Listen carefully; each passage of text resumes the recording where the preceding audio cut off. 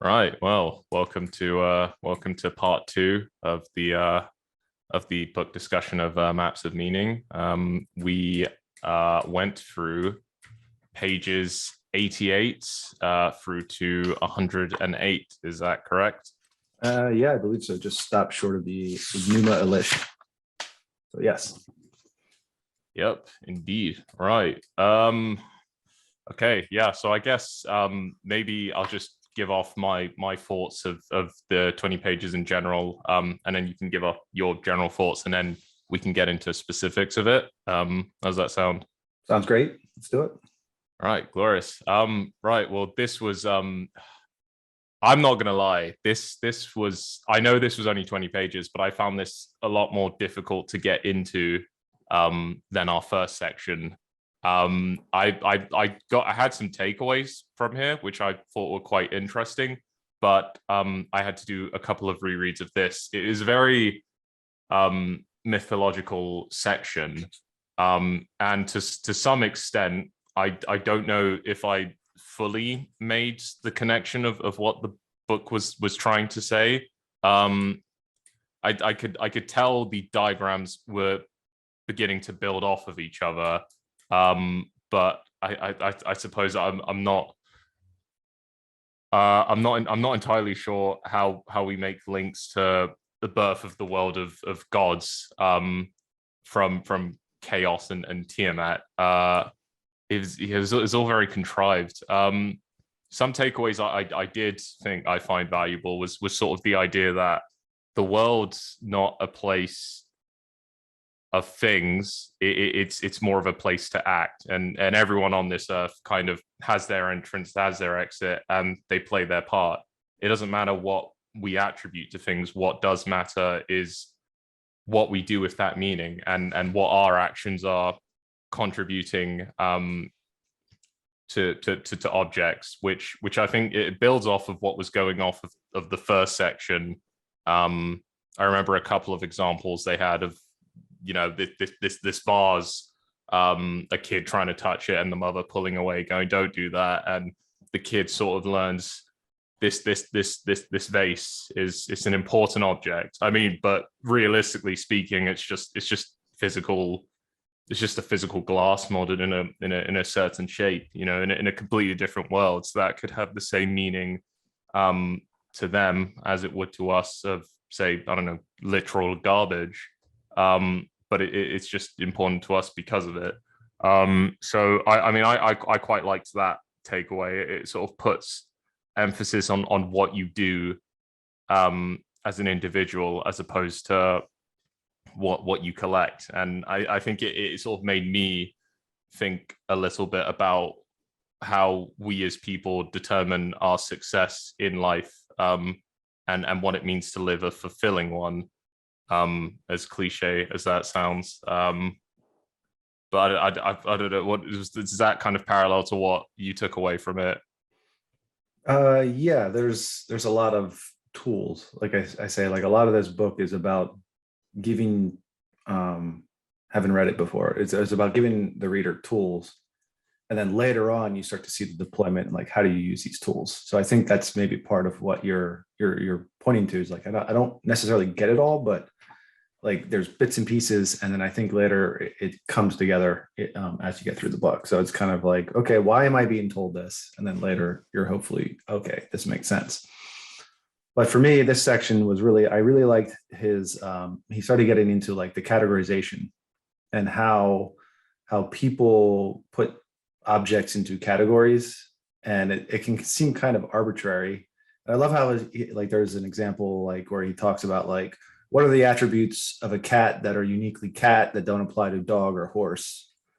And I'm like, oh, that's a really good question, because you think these categories so well, like you just kind of see one, one, and what it is you're looking at. But I like how he kind of raised that question. What is it about the actual object and how we categorize things? That gave me like kind of a thought process to think through. And then after that, kind of getting into, the behavior you have in the presence of different things is what gives them meaning, because, you're you're kind of positing like previously it's like, the better future, the unbearable present, and the actions and past to get to the future. You kind of see all your objects around you through that lens, and then you kind of categorize them based upon how they are. Like that. I think in this section, did he get into this section? I think where he talked about like, you mostly don't see things. You mostly only see the things that fit within your current map, where like basically like all the categories, all the things that exist in the world, the objects that are out there, the objective world, you really only see the objective world through the lens of the meaningful world. So, so many things that are out there, you mostly ignore because they are irrelevant to the path of action you're taking in your life. So I kind of like that. And then at the end, like you said, to get into some of the play, the mythological part at the end of talking about like the Tiamat and just how that mythical story is kind of like the birthplace of the world. And I'm just kind of curious, like, what was it about that story that you were kind of like, I don't get this, or what was it that kind of threw you for a loop?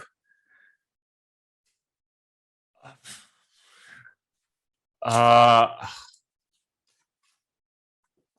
I get. I think I'm. I think it might have been the fact that as I was reading through the story, I fell victim to trying to attribute it meaning within the story. Like reading throughout, I was trying to grasp meaning from it, and one of the few things I could grasp was part of what you said, how people view certain things and they attribute it certain meaning without even subconsciously thinking about it. And because they keep doing this, at a certain point, some parts will fly over their head, or they may miss the true meaning because they are trying to force what they are taking into a context that they are expecting, or a context they are used to.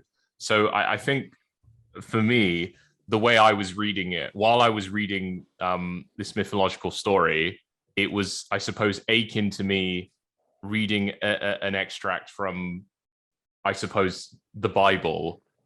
Sort of when I was growing up, I'd lived in a partially religious household. So when we'd go to church and when we'd listen to these stories of way back then, my mind was very set on, I don't care about the wider context of this. I'm more looking for certain meanings that I can extract from this extract and apply it to my life. I guess it's a bit like when you read a novel. It's a bit like you read a novel and you take away certain themes from it. Maybe a story is trying to tell you about freedom and how that might go, or it might be trying to tell you about the true meaning of love, or what it means to live. So I guess as an analogy, it would be a bit like I'm reading that book and I'm not paying too much to these fictional characters. I'm paying attention to what I can extract from that, because that meaning is very familiar to me. But I suppose when you start throwing in these stories of gods and goddesses and chaos and how certain things were born of this thing. I mean, that part I still can't get in like figure 19, this union that spawns a world of gods, and that world comes from a goddess and a husband, and that's within an egg. I still can't attribute meaning to that. I was actually, part of me was hoping that if you understood it more, you could give a bit more context to it. I think that's something I might be missing. We read to what? Page 108? Page 96. Oh, 96. Okay. I must have a different numbered book. This will be interesting. Oh, it's figure 19, the birth of the world of gods. Yeah, there it is. Okay.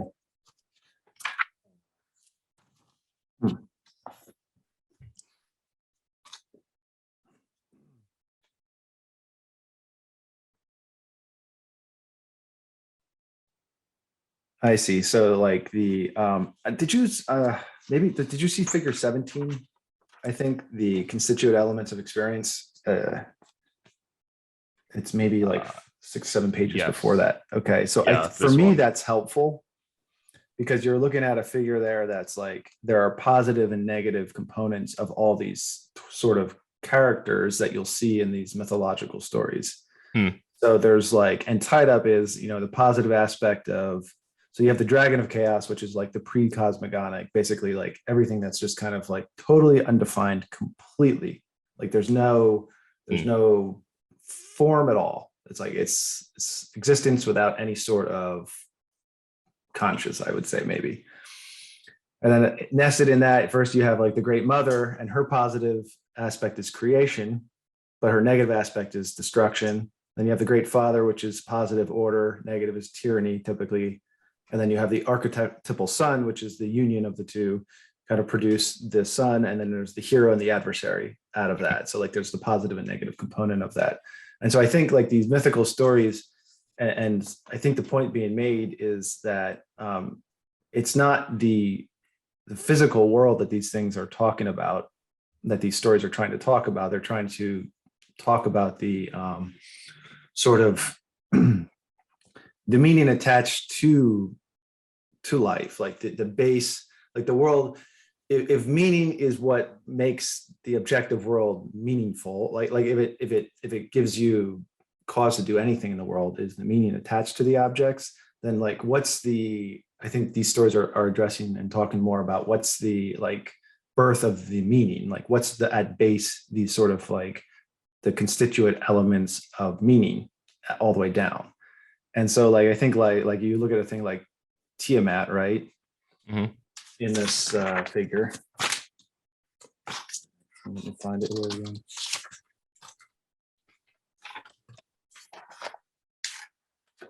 The Tiamat's the goddess of chaos, right? Yeah. And like, so chaos is kind of like the thing that takes your like order that you have. Say you have an object that has meaning, right?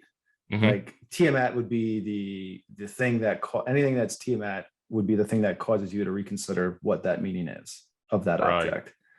All right. And then in the union of Apsu, which is like the husband, right? You know, it's a creative union that gives birth to sort of like the patriarchal son, who is, so the husband would be more like the ordering process. And so like this chaotic process combines with an ordering process to produce a sort of like the archetypal son is the offspring of that process. And that's the force that kind of turns in, like acts to make order out of that union. So it's a really higher level concept, I think. But I think when you actually look at like what people actually do in their lives, that's what they do. You know, like there's a chaotic element to life, I think, is what this story is trying to say, is like, hey, there's a chaotic element of life. And that chaotic element of life interacts with, like, if you want to call it a force, like how do you talk about it in a way that lets your brain understand it? And so I think that like these stories turn it into something concrete, you know? And like, cause like if you were to talk to people, like anybody around the world, and be like, is there chaos? Is there a chaotic element of life? I think everybody would be like, yeah, there is. So like, you know, across all human experience is chaos, you know, chaotic elements. And then there's also ordering processes, like, you know, like things that you are comfortable around and where you feel at ease, you know, that's order, right? And people are like, yeah, I get that. Okay. So I think it's turning these sort of like abstract ideas into stories that can convey meaning to people so that they understand kind of like, that's the birth of the world. I think that's what this story is trying to say. Like the world you actually inhabit is a world that's governed by these kind of interactions. And it's not just a dragon. It's not like this sort of like physical union in the world of this story. It's actually just these abstract concepts and ideas that interact all the time. And when those play out in your life, you're kind of, sometimes you're in the role of a Tiamat, sometimes you're in the role of an Apsu, sometimes you're in the role of, you know, is it Marduk or whatever? Yeah, I think that's, I think that's Marduk. You know, so that like the son of this process is the one that rejuvenates and brings birth, like, you know, like confronts this sort of chaotic element. And then, you know, like what you talked about, like you cut it up, you cut Tiamat into pieces, right, and build the world out of that. Well, that's kind of a commentary that the hero, the person who like goes forth and confronts this chaotic world that they're thrust into, Mm-hmm. when they take chaos away, the order they build out of that chaos that's been destroyed is actually the component elements of chaos itself. So Right. like it's an ordering process, it's a categorization process, which, so I think earlier he talks about categorization, and I think it's kind of this idea that as things get categorized, as the world gets categorized, as people attach meaning to objects, every now and then chaos comes in, something that was previously unforeseen or not done well, or just because of the nature of existence itself, devolves into chaos. This sort of like the hero's son comes forth, the person who embodies that spirit, confronts that chaos, gets rid of the chaos, and builds new order out of the pieces of the chaos that has been chopped up. So it's kind of like, I look at it like, for me, like I have a mathematical brain. It's almost like concept number, like complex numbers or difficult, like large numbers can be broken down into like prime factorization, right? So Mm-hmm. like, okay, we're going to prime factorize this number. Like, so, 6 becomes 2 and 3, right? And that's the constituent elements, the prime elements, like the most basic elements of 6, right? And so I feel like the hero process for me, as I read this book, I thought about it, like, how does my brain wrestle with this?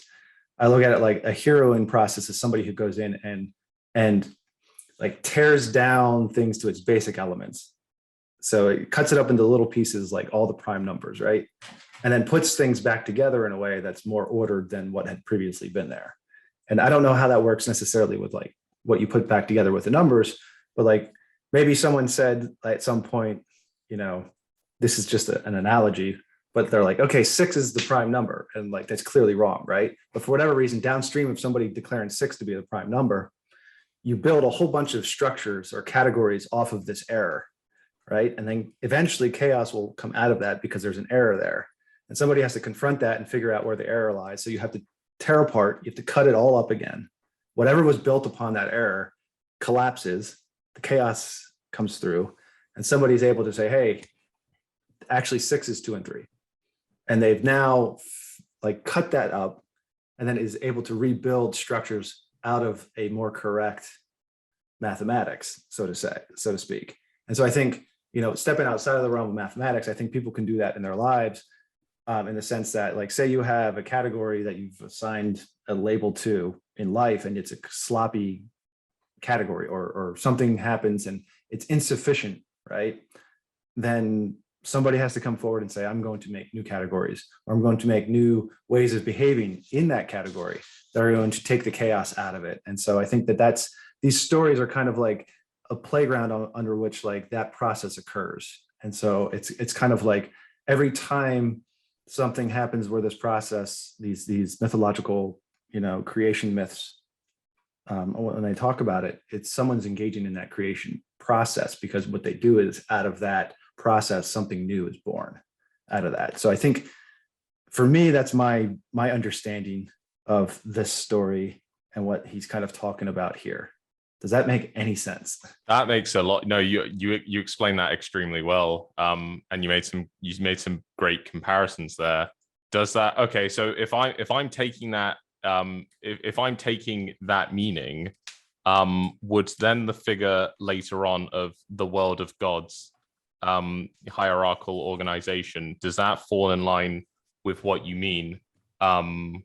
If we were to take, when you use the example of 6 being assumed to be a prime number, despite the fact it is, and humanity going on with that meaning, and then you have one hero, a specific special individual coming in and attempting to deconstruct that, I'm guessing, would that fall in line with the world of gods by them going deeper and deeper into this meaning until they find the root of the problem, deconstruct that? That obviously tumbles, I suppose, a very large tower, which could abstractly mean anything. It could be what this person believed in. For example, if they lived under a dystopia and they went through life thinking this supreme leader is the one true leader, everything they say is right, and then you suddenly go into this adventure, which leads you to think, okay, this supreme leader was just a person like any one of us, and that kind of crumbles down the reality you've been going through. So then the challenge from there on in is to then build up from I guess the ground upwards through a corrected framework. Yeah, I think that when you look at like the figure 17 that came earlier, you saw the positive negative components of, I think it's the Great Father, and there's a tyrant aspect of that. So like what you're pointing out is essentially, there's a negative component of that sort of ordered process where, like you say, like there's a dystopian, the person knows everything, then they essentially behave under that sort of character in these mythical stories of a tyrant. And it's basically that tyrant is saying all that there is to know is all that I know, and they execute on that. And so like, it takes a hero in process to confront that. And essentially you have to destroy that structure because it's decrepit. It doesn't work. It's not actually an accurate map of the territory. It's not actually an accurate map of of reality. It's just like you said, it's this dystopian. And so, these stories are kind of like getting into that process of discussing from a motivational significance of how to behave in the world. Because I think it's trying to say at base, at the most basic level, these are the patterns of behavior throughout all of human history that have produced anything that we would call order, any category that's ever been made. Anyone who ever made or created anything engaged in this kind of process. They engaged with some chaos. They had to confront it. They had to overcome it. They had to kill it.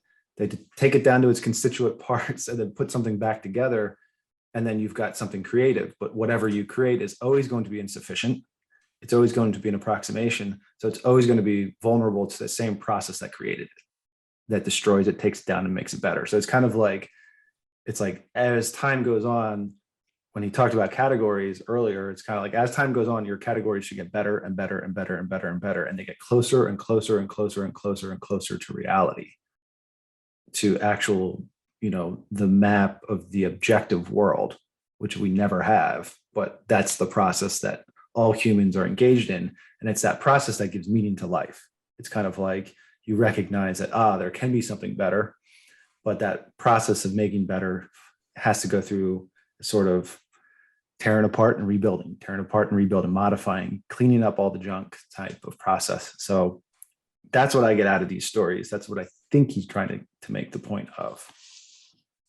I think that, yeah, I think, sorry, as you were explaining the meaning you took away from it, I just think about how this further applies to the core meaning of the book, or I think what the core meaning of what this book is attempting to tackle, in that things are just things. Like, the only reason we value things is because we attribute a certain meaning to it. And yeah, in a way, it should kind of make you reevaluate how you see things in a certain light, and what certain physical objects represent to you. And yeah, I guess it makes sense as to why this section is saying, I think, what was if I find the quote, I think it was near the beginning. Yeah, all the world's a stage. All men and women are merely players. They have their exits and entrances. And one man in his time plays many parts. That's Shakespeare. I mean, I'm almost certain. I'm not gonna lie. I've not come across that. I thought that was. Is that Shakespeare? I'm almost trolling. Certain. It might be. Yeah, it is. It's from.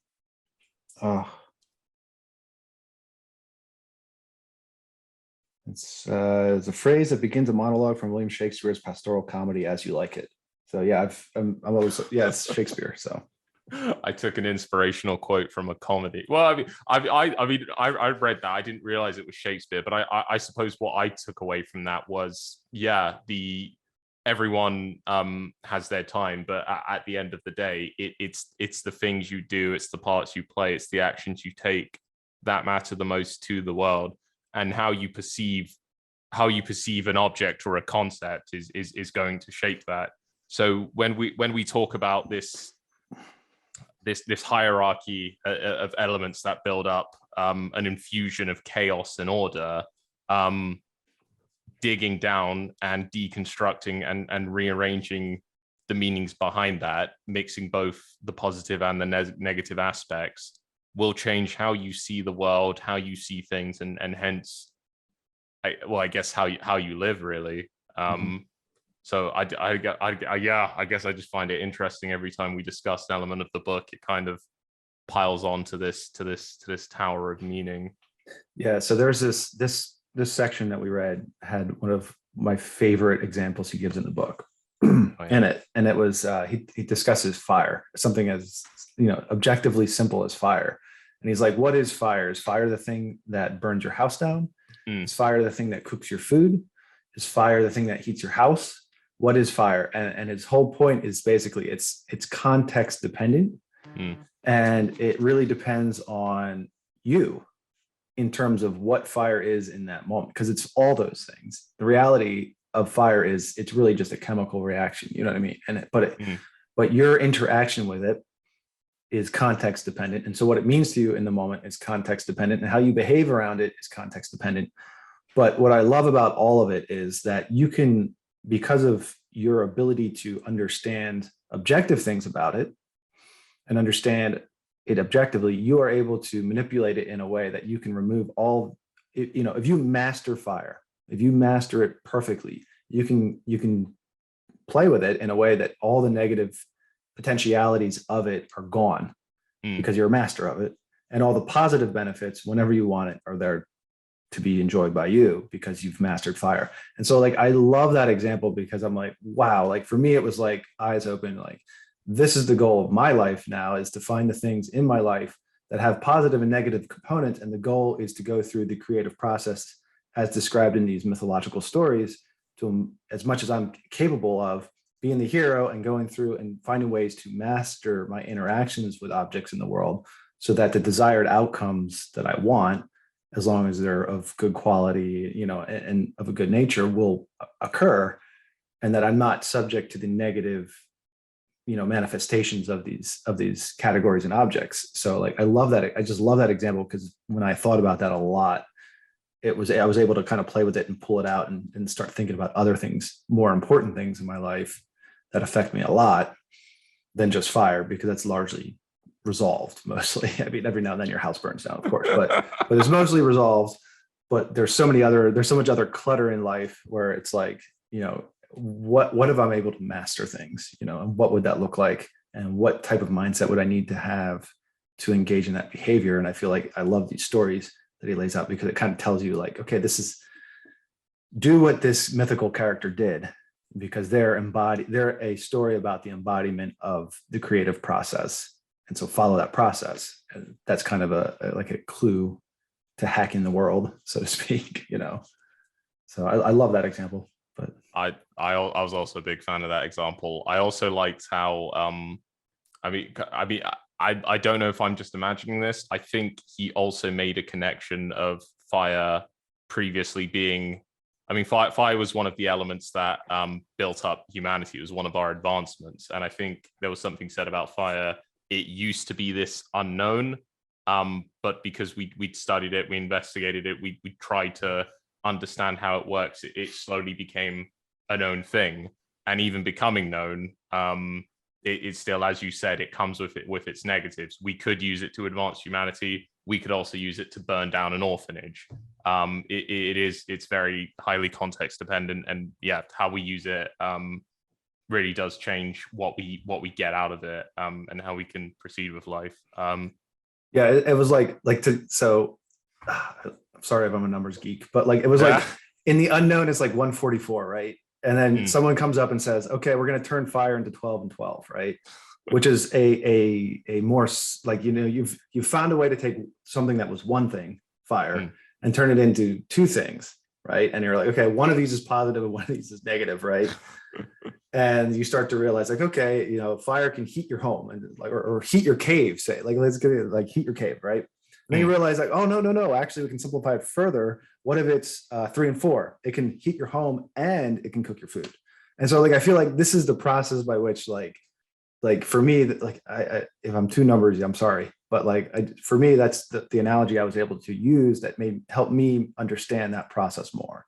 That the process by which fire was just this unknown, and then it slowly got refined over time into more simple things that had different characteristics of it. And as you master those characteristics, you're able to progress in life. And so I think that's how it applies for me. That's kind of how I use like a frame of mind to go forth with my life, or I try to at least. So I have a controversial question I want to ask you now about this. Question. Yeah. So how well versed are you on like postmodern thought and just kind of what that is at all?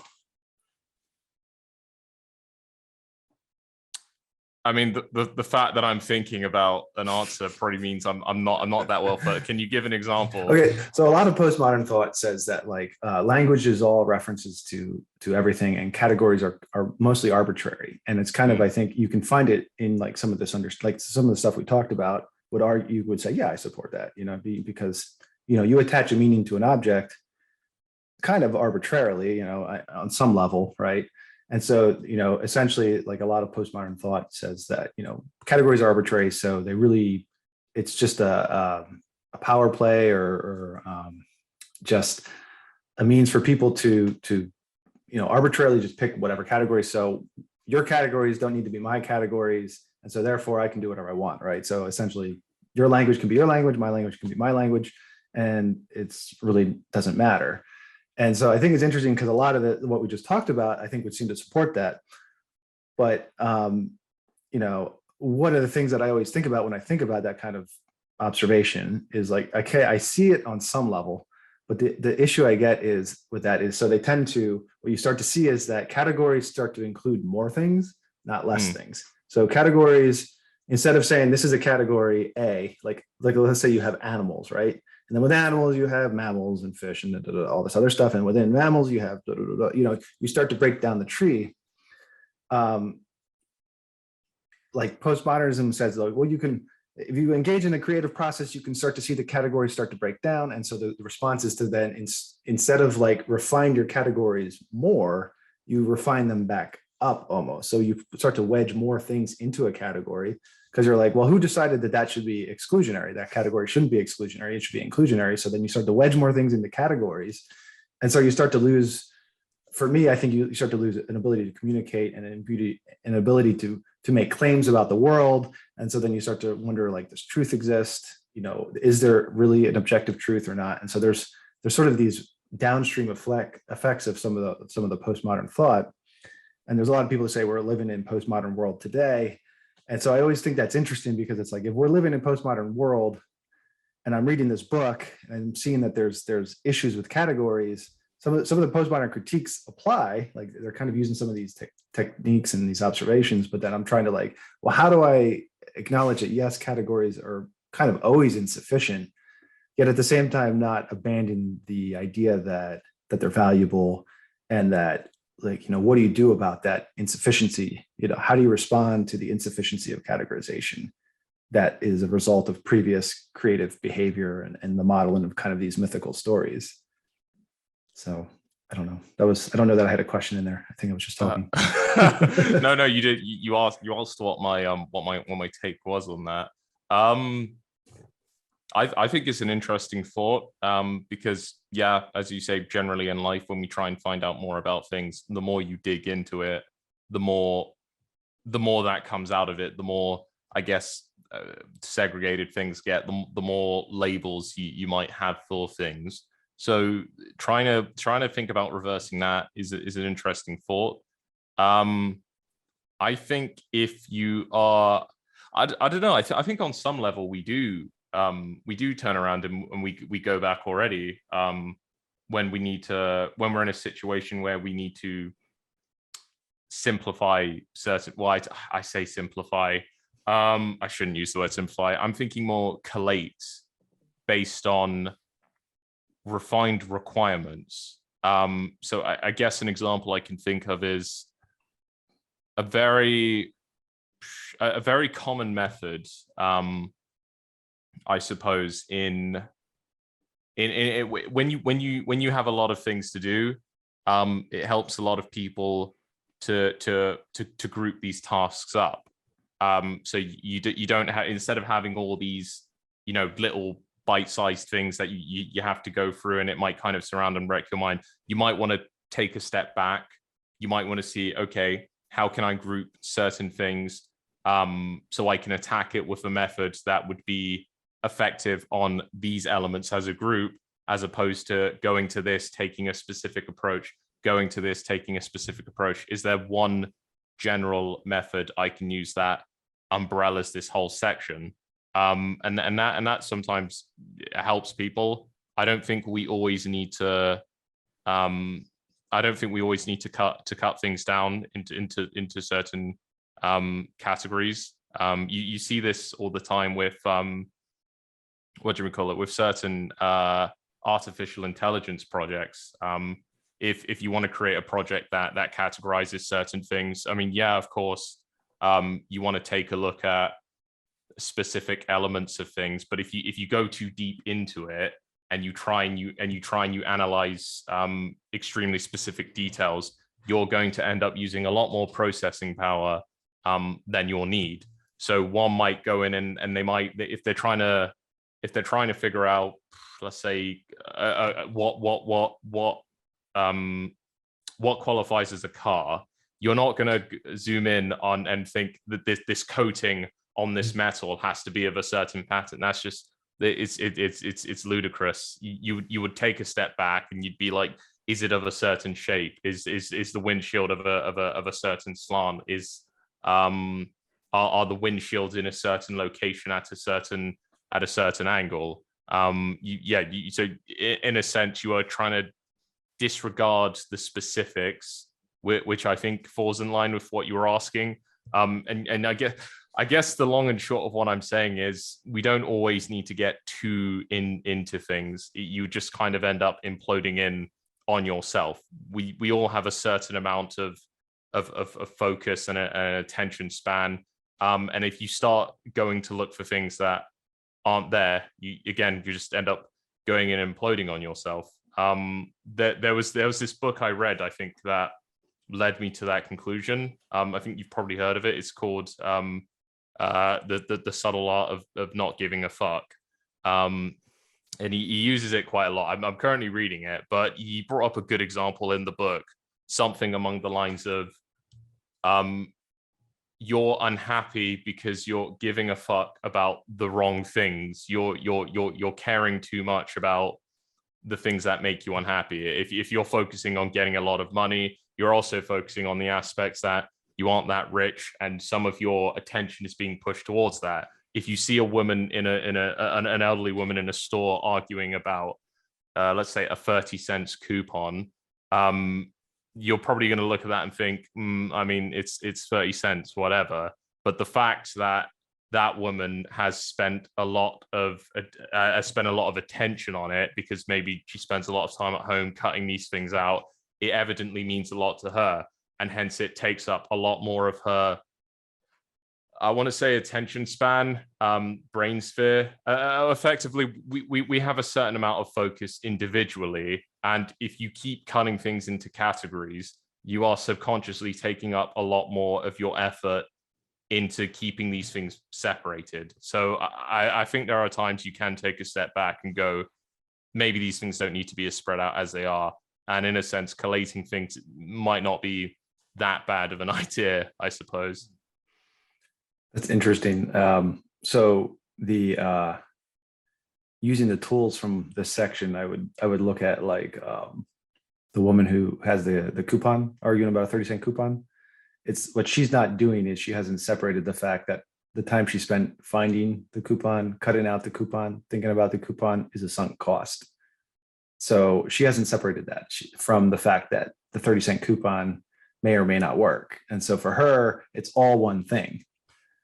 And she hasn't separated those two things apart. And so because it's all one thing, she has to fight for that 30-cent coupon, because it's not just 30 cents. It's all the time she sunk into that, and she hasn't separated it from the coupon itself. because if she can't use the coupon, that means she wasted her time. If she wasted her time, maybe she thinks she's stupid. Maybe she has to deal with a certain kind of judgment of her own, or a judgment from this person who's going to say, then this woman's stupid, or whatever it is. It's just always funny to me because it's like, well, there's constituent elements of the whole series of actions in that case. So, it helps when you break it down into separate categories then, and you're like, oh, well, maybe I can reevaluate this now and realize that, okay, it's okay. Like maybe I have to realize that if I invest time into things, it's going to cause me to do things downstream. So I better make sure that I'm investing my time into things that are likely to pay off in the end. And if they don't, like, do I want to invest in something that I need to depend on arguing over 30 cents over?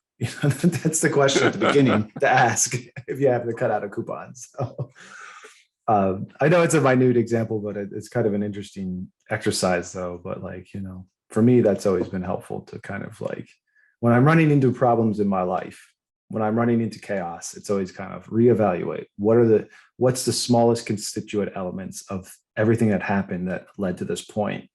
What are all the series of actions, all the series of decisions, and is there something I can learn in this that'll help me the next time I go through this to kind of do it better? And to me, that's the embodiment of these stories. You're cutting up the chaos, seeing all the constituent elements, and then trying to put it back together to learn something. So, it's kind of an interesting way to put it. But like he said, these stories aren't written necessarily about the objective world. They're written about the world of meaning. And this is what meaning is. This is the process by which things occur, and we have creative objects, and we advance as humans, and on this earth. So yeah, really interesting. Okay, that's no, you've helped me understand the meaning a lot more. So I think I'm taking away a lot more from this section now, which is did you have any other favored parts that we've not discussed yet? I'm just looking over it now to see. I think I'm good right now. I think this is what I took away from it mostly, so I don't really have anything else to add. Okay, fair play. I think that's probably a good place to cut it then. All right. I guess, do you want to have a back and forth? Maybe we can figure out, I don't want to do that right now, figure out what the next section is maybe, and then we'll post it in the books channel. Yeah, that sounds good. I mean, off the top of my head, I'm going next 20 pages, but I might have a look ahead and see if there's any, I guess, key parts that would be better to stop on, whether it's 5 pages before or after. Mm-hmm. But yeah, that we can confirm that later and post it in the book channel. All right, sounds good, man. All right, well, this has been the second book meeting. Thanks for watching, and thanks Vijay for the interesting discussion and helping me learn more about this section. Yeah, likewise. Thanks for being here. It's been good. So see you, everybody.